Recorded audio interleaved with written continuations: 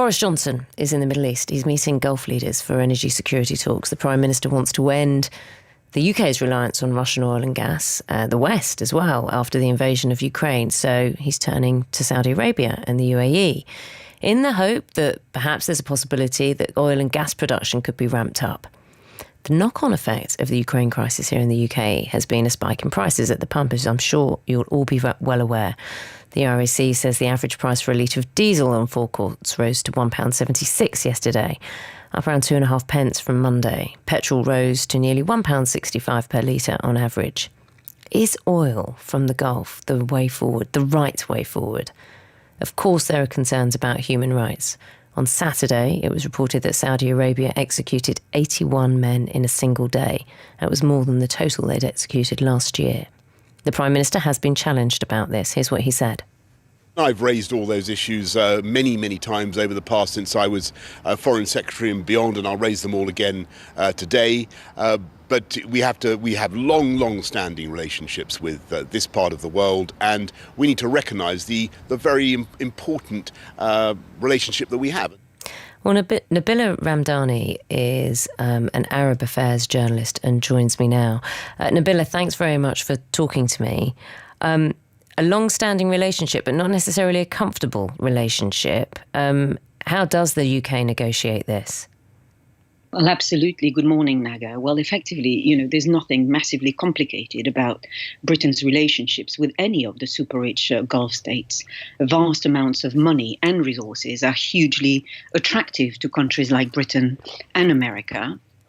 And Saudi Arabia's strategic position is also of huge use to the Western allies. And historically, the specific ties between Britain and the Saudi royal family are meant to go back to the 19th century. But of course, they only really became important when Saudi Arabia set itself up as one of the oil giants on the Arabian Peninsula. I mean, the kingdom's wealth is almost unimaginable, and it grows all the time. And as we saw with the Russian oligarchs in Britain, the UK has a tendency to look after the super rich and indeed to gain massive advantages from such relations. And it works both ways. Beyond energy, Saudi Arabia provides a massive arms sales market for the British, and that is one that has been exploited to the full. The UK's Ministry of Defence supplies weapons and services to the Saudi armed forces. And it also supports the Saudi Arabia National Guard logistically by assisting with everything from military advice to communications. BAE Systems, which is Britain's largest arms company, has a particularly profitable relation with the Saudis. And since the start of the Saudi horrific war in Yemen in 2015, companies such as BAE have sold billions of pounds worth of weapons to the Saudi. The company also provides some 6,500 advisors and other support staff in Saudi Arabia itself to train the Saudis. Now, there are more than 200 joint ventures between Britain and Saudi companies worth billions of pounds. There are some 30,000 British nationals who are also living and working in Saudi Arabia, as well as nearly 100,000 Saudi nationals living in the UK. And now, of course, Saudi Arabia has a very comfortable position in the UK, not least of all, where it has a massive embassy right in the heart of London. Now, if anything I've said so far sounds rather amoral, it's because it is.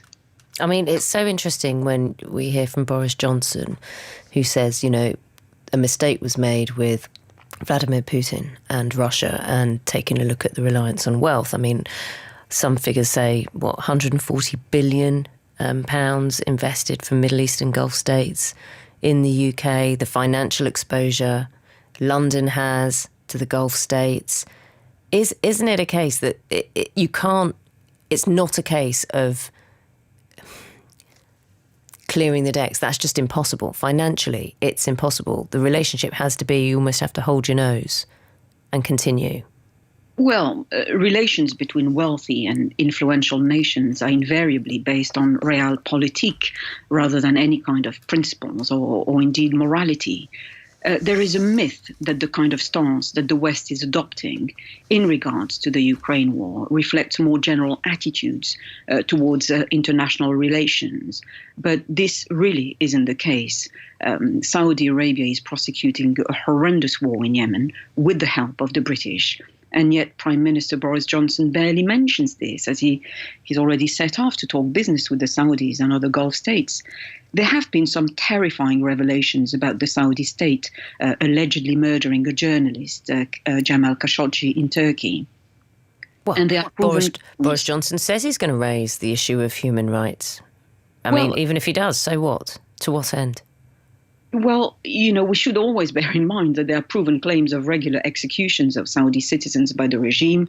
Do not forget, too, that many of the terrorists behind the 9/11 attacks on America in 2001 were Saudis, and arguably the world's most infamous super terrorist, Osama bin Laden, was a Saudi, and it was immense wealth that enabled him to be so horrifyingly effective.